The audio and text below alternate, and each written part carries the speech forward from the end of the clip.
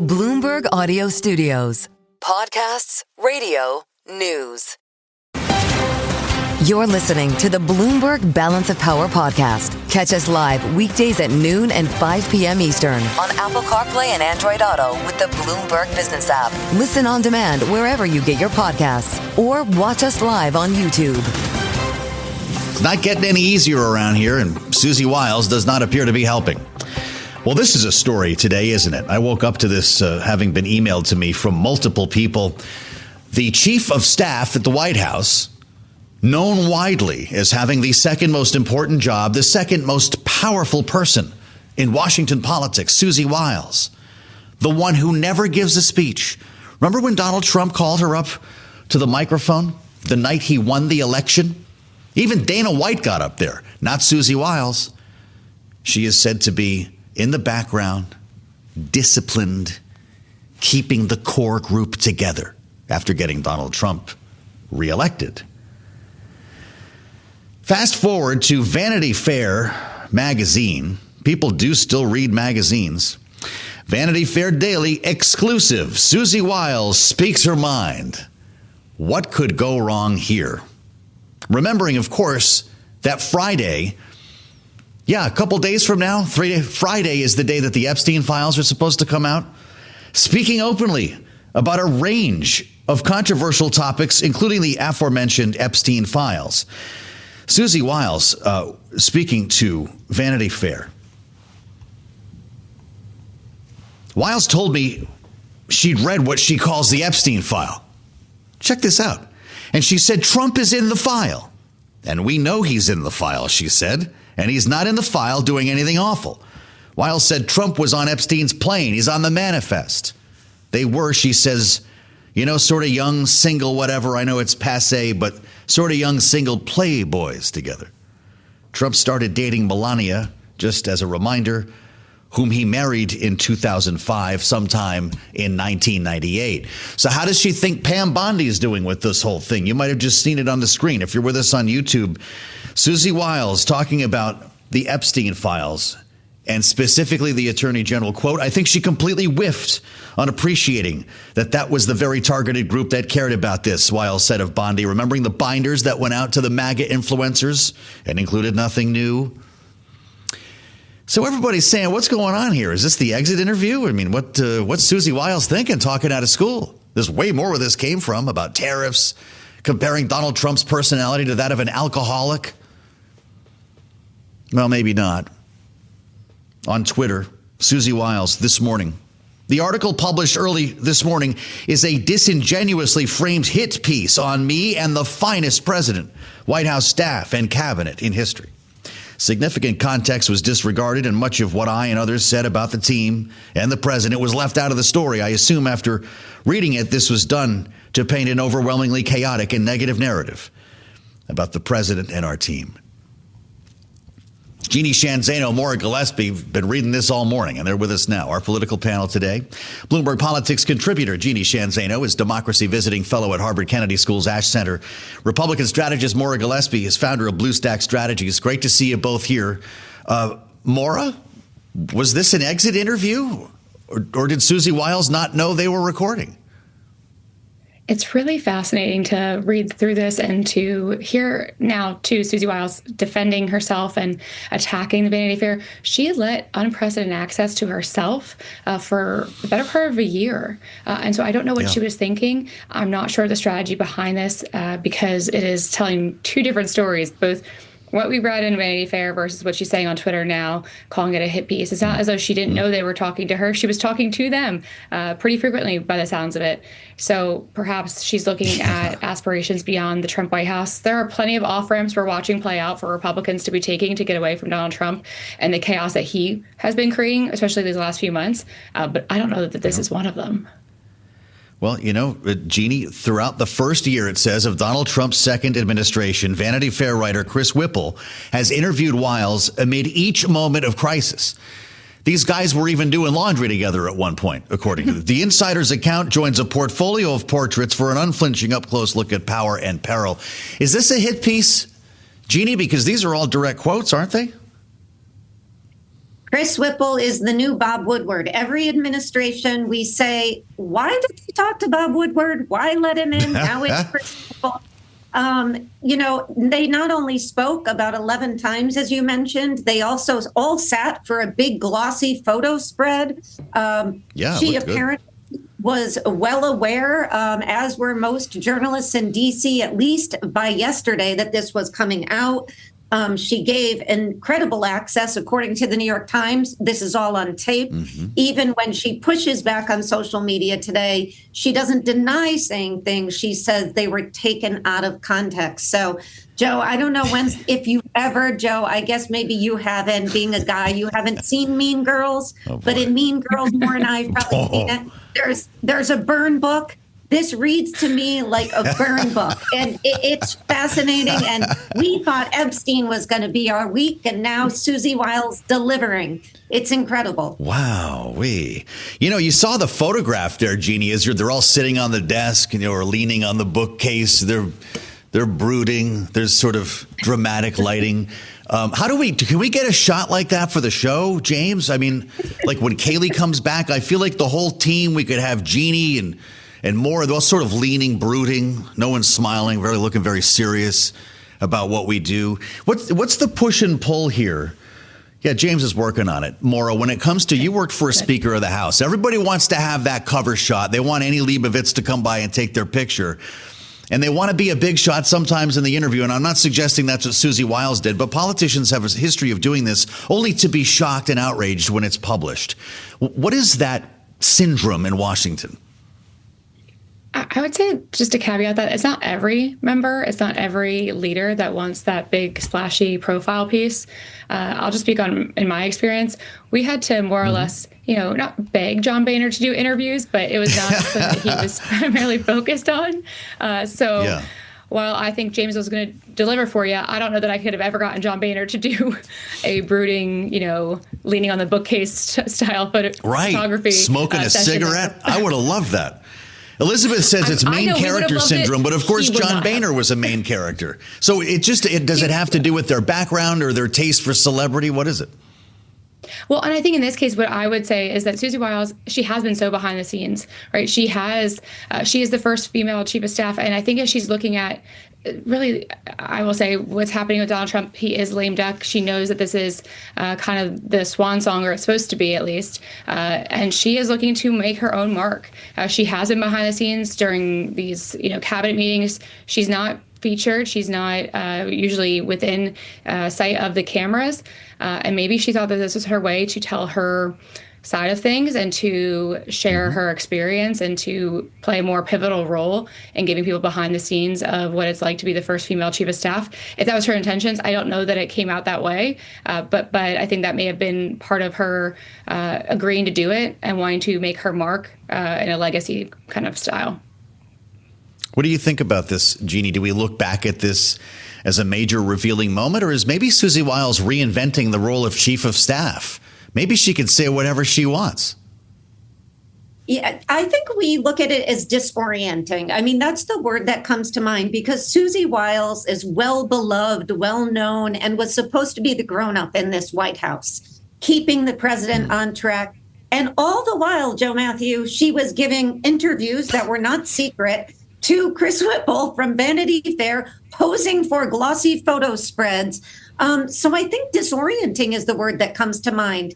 And if she was doing this to sort of give us a behind the scenes look at what it's like to be a chief of staff, female or otherwise, I'm not so sure the words that she used to describe the president: alcoholic personality, Elon Musk, the world's wealthiest man, taking drugs, sleeping in sleeping bags in the White House, the vice president, a conspiracy theorist. I mean, the list goes on. And so, again, disorienting, because that's not a very controlled message. And then, we're talking personality. Look at the policy issues. She says on the Venezuela boat issue, well, he's just trying to get Maduro to cry uncle. That's what we all knew. It's regime change, but that's not what they've been saying. So this is a disaster from a perspective of controlling and managing your message at a time when the president needs anything but. And so I am curious to see what Donald Trump says about all of this. Well, boy, yes, I am as well. That's why I had to ask Tyler if we have anything public on the schedule today. Whipple writes, Maura, when I asked her what she thought about Elon Musk reposting a tweet about public sector workers killing millions under Hitler, Stalin, and Mao, she replied, quote, I think that's when he's microdosing, unquote. Is this kind of honesty good for the executive or not? In the case of Elon Musk, I really don't know. I mean, I don't think it is just across the board for a chief of staff of the White House to be that flippant in her remarks, but in her comments to a member of the press. That's true.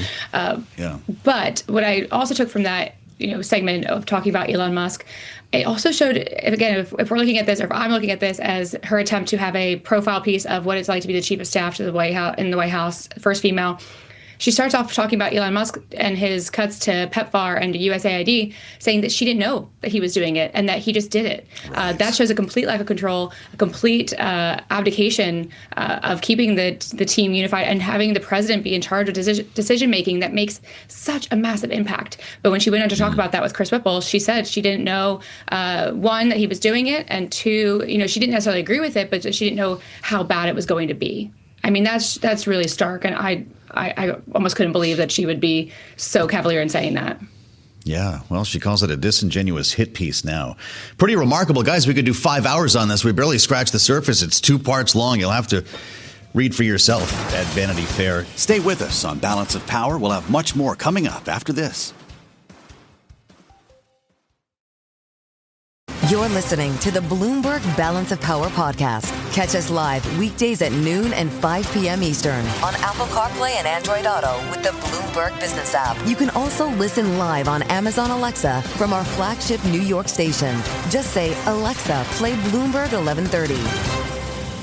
We're also keeping tabs on what's happening in the House of Representatives today with a very important Republican conference meeting with the Speaker of the House. We discussed this earlier with Jonathan Tamari as we try to figure out exactly how leaders are going to fill up the next 4 days. That's going to be it here. As we told you, we've got 4 legislative days left to go, and there will likely be a vote to some extent on health care. It's not going to be a vote on extending Obamacare premium subsidies, which have been all the talk recently here, and of course the debate surrounding them led to a government shutdown. No, the Speaker of the House has put forth a Republican plan that would take a very different approach here. We saw the legislation first on Friday, and now that we understand that Bloomberg is reporting that moderate lawmakers will not be voting on the Obamacare premium subsidies before the end of the year. Some thought that would be the case in the form of an amendment.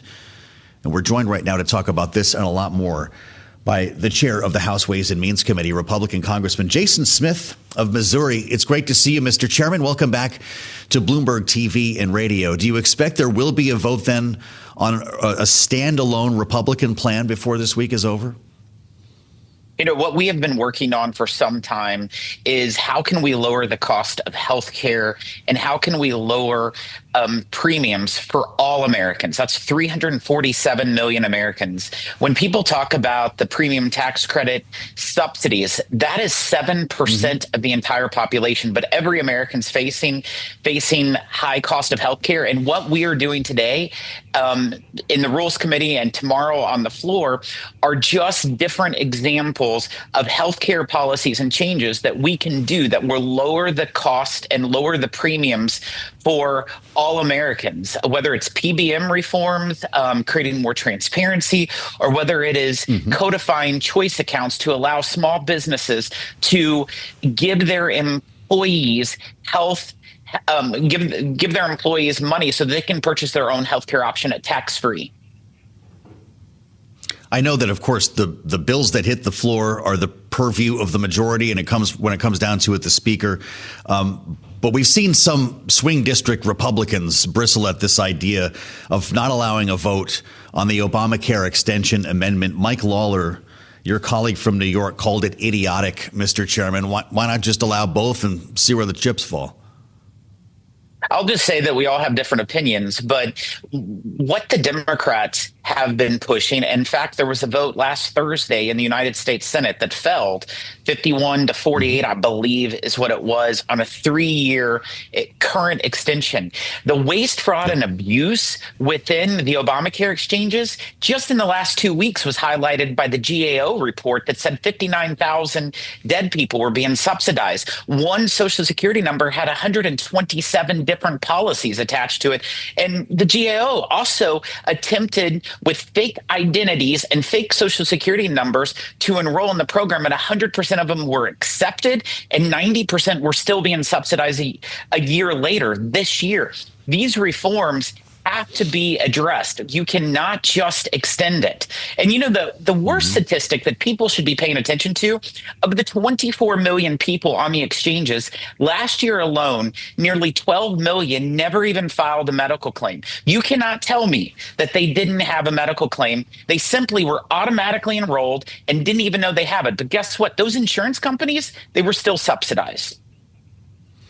Of course, and I hear you, Congressman, and we've heard a lot of your Republican colleagues make these arguments. But what do you say when somebody calls from Missouri and you've got a constituent on the line and they say, how can you help me out? My premiums are going to double next month. That's exactly the case. Is the person who would be calling me from Missouri would be someone on employer-sponsored health care. And everything the Democrats is talking about has nothing to do with lowering the cost of premiums for people who are on employee-sponsored health care. And that's 164 million Americans. All that they're talking about is the 24 million people on exchanges. We need to lower the cost of health care for every single American, not just the people on ACA. Are you not hearing from people on Obamacare, Mr. Chairman, or am I misunderstanding you? Look at my congressional district. We have roughly 800,000 people in it. We have less than 5% that are on Obamacare. And we're the 9th poorest congressional district out of 435. So it is a very, very small population. In fact, even the people on the exchanges, 99.7% of the people in my congressional district that are on the exchanges will have generous subsidies to help them with their payments. We just got word from the president, Mr. Chairman, and this is just breaking. I'll share it with you as I read it from Truth Social. I will be giving an address to the nation tomorrow night, live from the White House, 9 p.m. Eastern. I look forward to seeing you then. It's been a great year for our country, and the best is yet to come. So we've got a presidential address, primetime address tomorrow night. It's been a while. Chairman Smith, do you suspect that he'll provide some guidance when it comes to health care reform? I'm thankful that we have a president who, in fact, communicates with the general public on a nonstop basis. Having an address tomorrow is just another example for the president to talk and speak to the American public directly of the accomplishments that's been happening over the last 11 months of his presidency. And will he be announcing other new initiatives and new ideas? It wouldn't surprise me because this man's working all the time. I know that there was another meeting this morning. Mr. Chairman, I don't know if you were in this briefing with the Secretary of Defense, the Secretary of State, and the Chairman of the Joint Chiefs about the president's policy, his strategy in the Caribbean. We understand from the Secretary of Defense that the footage of the double tap strike will never made public. Do you agree that that's a smart move? And have you received enough information to make a judgment here? I have not been part of any of those briefings. We've been today, the last couple days, focused on the healthcare legislation that's moving off the House floor and working with that and meeting with members and colleagues to make sure that the votes are there. But I haven't been a part of any of those briefings or those discussions. Understood. Do you then, because of your focus on the healthcare legislation, have a sense of when we will see a vote this week? I think you'll see a vote tomorrow. On the healthcare items that we suggested today at 2:00. Right after this, in fact, I will be presenting before the House Rules Committee, and that is the first step before it goes to the floor. The House of Representatives, I was reading, will set a non-COVID record for fewest roll call votes on record in this session. Of course, that was exacerbated by the longest government shutdown in history. I just wonder if Speaker Johnson deserves some criticism for this and if you expect a more productive year ahead. You know, President Trump shows us that we can always do more and work harder. If you look at just the Ways and Means Committee, which I'm chairman of and that we've been pushing through, this year, we've passed 123 different pieces of legislation out of our committee. That beats the numbers of any prior Congress by far in recent history. So we've been working hard. We did deliver on the largest tax cut in U.S. history, the largest investment in border security in U.S. history, the most significant welfare reforms in U.S. history, all within the big, beautiful bill, which affected 103 different tax chapters. Well, you know, we keep hearing very quietly, and I'm sure that you're reading and hearing the same stuff that I am, that if the discord continues in the House, Congressman, that we could have a funding problem again at the end of January. As chairman of the Ways and Means Committee, point us forward here. What's going to happen when we creep up on that deadline? I know that we won't have a full-blown budget with regular order, but will there be a plan to avert another shutdown? I'll tell you, it's been very difficult cooperating with the Democrats. We've had bipartisan markups within our committee, and you're talking about bipartisan pieces of legislation. For example, we had 9 bills last week that it took 10 hours for 9 bipartisan bills. And if you counted up the votes, it was 347 yes votes and 19 no votes over 19 bills. So super bipartisan, but the obstruction has been real and the delay has been real. And so the negotiations within the government funding is a huge issue. And I hope that the Democrats have learned from their lesson that they're not going to shut down government like what they did last time. They shut down government last time, and they were very clear. They wanted to spend $1.5 trillion in new money, including providing health care for illegals. It's good to have you back, Congressman Jason Smith. He's chair of the House Ways and Means Committee, and we appreciate your insights, Mr. Chairman. As we get closer to voting, he said, as early as tomorrow, important news there for you here on Bloomberg TV and radio that you have not heard anywhere else yet. The chairman pointing us to tomorrow would be the 17th of December for a vote on a Republican-led health care plan, that same bill that was unveiled late Friday. Stay with us on Balance of Power. We'll have much more coming up after this. You're listening to the Bloomberg Balance of Power podcast. Catch us live weekdays at noon and 5 p.m. Eastern on Apple CarPlay and Android Auto with the Bloomberg Business app. You can also listen live on Amazon Alexa from our flagship New York station. Just say, Alexa, play Bloomberg 1130. We just got breaking news from the White House. If you didn't hear us break this in our conversation with the chairman of the Ways and Means Committee, the president has just scheduled a primetime national address. Writing on Truth Social, my fellow Americans, I will be giving an address to the nation tomorrow night, live from the White House at 9 p.m. Eastern. Okay, 9 o'clock. Set your clocks. We'll, of course, be watching so you don't have to. I look forward to seeing you then, he says. It has been a great year for our country, and the best is yet to come. The president speaking in the throes of Hanukkah here with so many issues that he could touch upon, including the health care debate that we were just talking about with Congressman Jason Smith, the future of his economic agenda. Maybe does he announce a pick for Fed, James, we think, tomorrow night? Unclear what he might bring forward, if not some reassuring words for the holidays. He talks a lot about the price of gas these days. In fact, yesterday said it was $1.99 in a bunch of different places in the country, and we're having a little trouble finding those, but indeed, the gas prices have been lower. And as Charlie Pellet just said, we've got a 55 handle once again on crude. West Texas Intermediate. Yeah, look at that. 55.55, down a little more than 2%. Just like Mike McGlone said it was going to happen. He's a great American, and he's with us right now. Bloomberg Intelligence senior commodities strategist live from Miami. Mike, you said it was going to go down maybe to 40, as a matter of fact, and I'm wondering if you can remind us of the trends that we're seeing here, because this is supposed to be winter season. Isn't oil more expensive? Yeah, it's nice to get a few right. Well, if you want to talk about winter season, natural gas has absolutely collapsed from where it was just 3 weeks ago. It was up 40% in the year. Now it's only 5%. Let's tilt over, like you started with crude oil. $55 a barrel, just made a new low for the year today. I think it's more likely to be towards 40 next year than above 70. That's just the trend of oversupply and superabundance. And the key thing to get it much lower, Joe, is just a little bit of what people would call a healthy correction in the stock market, which might have started.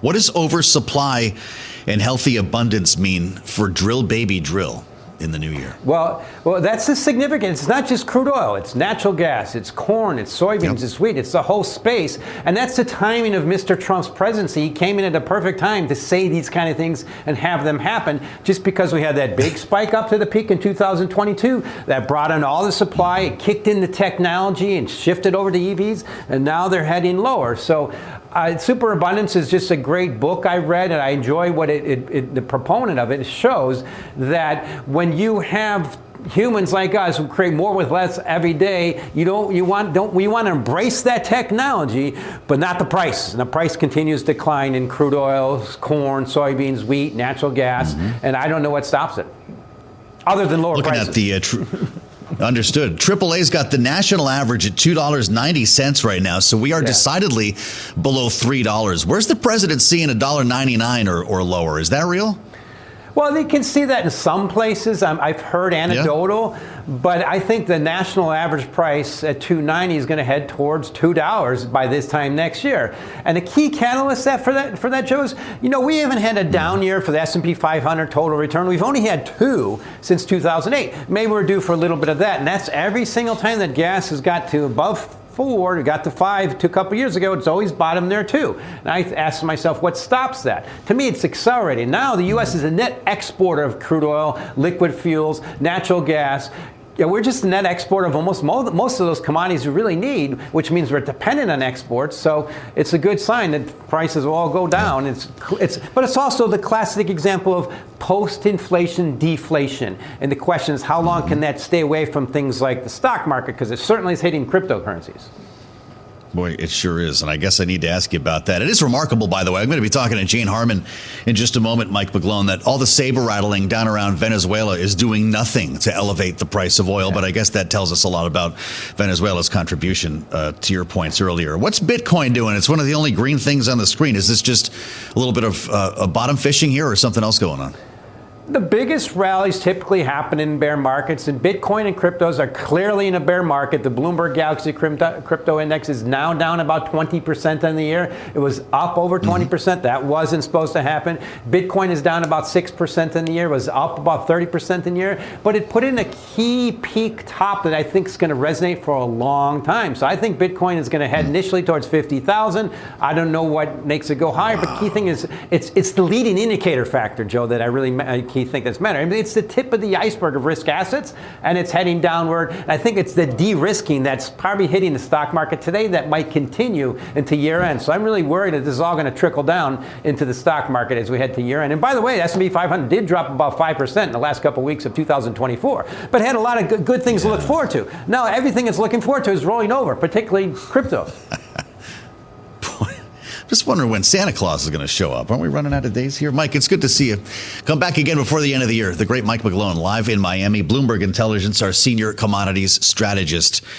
With crude oil now at a 55 handle, it's just like he told us it was going to happen. When that thing hits 40, you'll know to call Mike McGlone.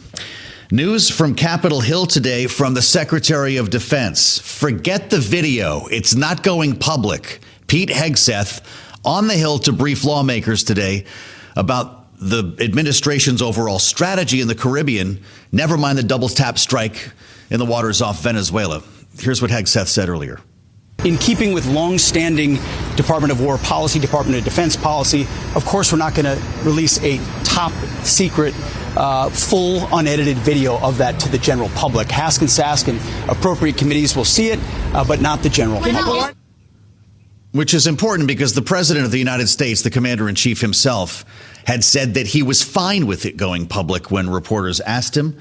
When they followed up, I believe it was Rachel Scott at ABC, he claimed to have never said that. With us now, live from World Headquarters in New York, bringing her voice of experience to our conversation today is Jane Harman, the former Democratic Congresswoman from California, former ranking member of the House Intelligence Committee and author of Insanity Defense, Why Our Failure to Confront Hard National Security Problems Makes Us Less Safe.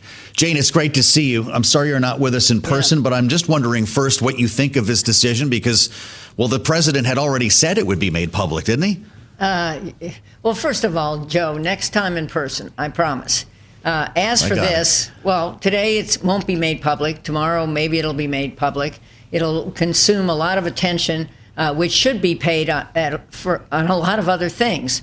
First of all, we're doing those boat strikes again, and I'm with Laura Loomer. Yeah, I think they're unimportant in terms of achieving the objection the president had or said he had, which is to stop fentanyl coming into the United States. They have nothing to do with that.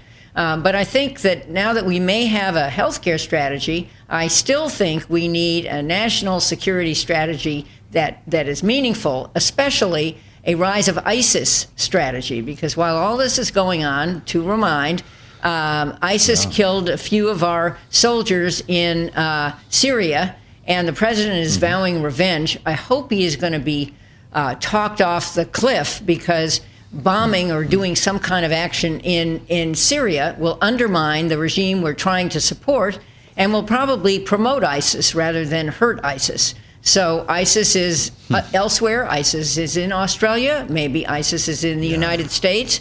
And we need a much better strategy worldwide against the rise of radical Islamic groups. It's really interesting you take the conversation there after what we did see in Australia, knowing that they had apparently been radicalized, at least the thought is, in the Philippines.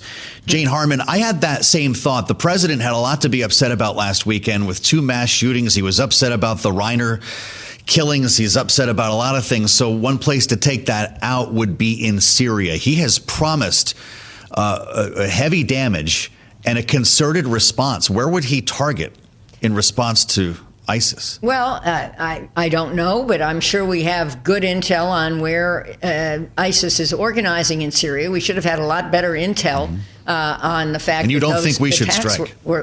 No, I don't think we should attack. I think we should have a counter-ISIS strategy, which includes Syria. Of course I do.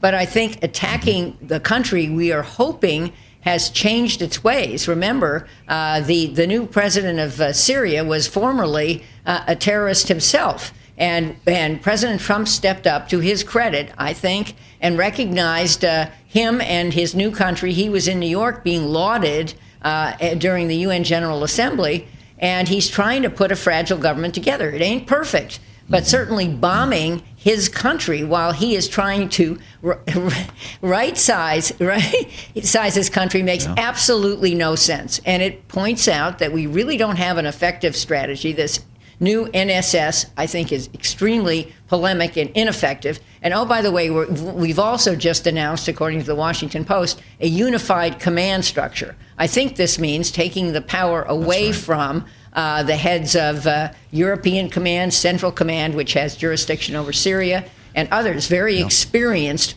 4-stars, will now lose some traction to some central thing at the Pentagon, which, according to everything I read, has decimated its top leadership, and we're making mistakes there, and it's amateur hour, and unfortunately we need our best brains and best experienced military and civilians on problems like the rise of ISIS.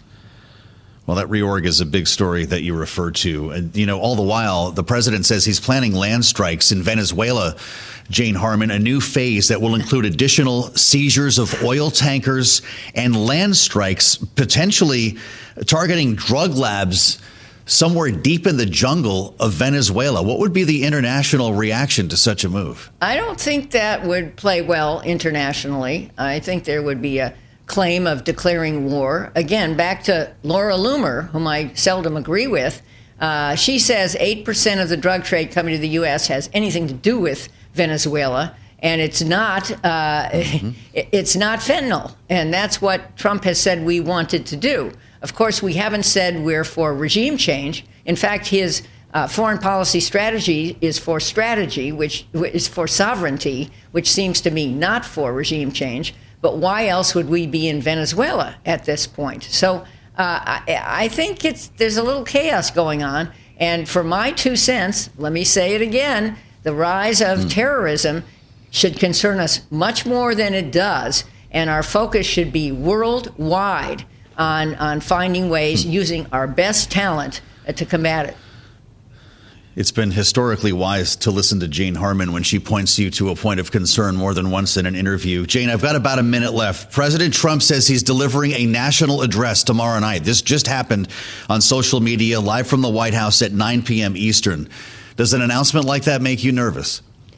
No, I would like the president to offer leadership and explain to the American people what he's doing. I hope he stays focused on whatever the topic is. I'm imagining the topic is health care and the need to find, again, some resolution there. The Republican suggestions are sounding more sensible now, but an ACA extension seems to me the easiest thing we could do. The ACA ain't perfect, but if something doesn't happen in the next 4 days, a whole bunch of Americans, many of whom voted for this president in the last election, are going to be miserable, and that's going to play out in the 2026 elections, and I don't think that's going to be a good look for him. The former Democratic Congresswoman from California, top Democrat on the House Intel Committee. That's Jane Harman. There's only one. Thanks for listening to the Balance of Power podcast. Make sure to subscribe if you haven't already at Apple, Spotify, or wherever you get your podcasts. And you can find us live every weekday from Washington, D.C. at noontime Eastern at Bloomberg.com.